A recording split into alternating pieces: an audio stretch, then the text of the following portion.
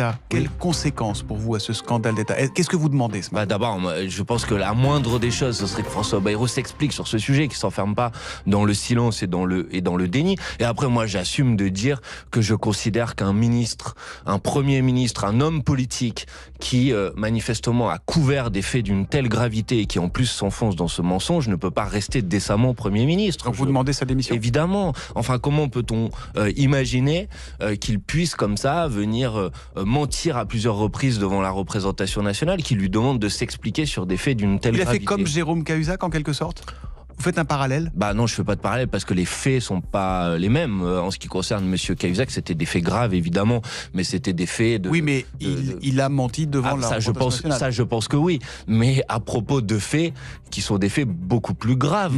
Enfin, imaginez, on parle d'enfants qui ont subi des violences et des violences sexuelles, c'est totalement odieux. Est-ce que vous demanderez la création d'une commission d'enquête parlementaire? Mais pourquoi pas? Après, la difficulté, c'est que pour mettre en place des commissions d'enquête, il ne faut généralement pas que les faits soient concernés par des affaires judiciaires en cours. Or là, il s'agit d'affaires judiciaires en cours. Mais ce que je trouve particulièrement choquant, je vais vous dire, c'est le silence dans la classe politique de manière générale. C'est-à-dire, heureusement qu'il y avait mardi un député insoumis pour poser une question à Monsieur Bayrou sur ce sujet, puis ensuite mercredi un député insoumis et un député écologiste. Mais le camp macroniste n'a rien à dire sur ce sujet, ne se pose pas de questions, n'est pas choqué par ces révélations. Je trouve ça totalement stupéfiant.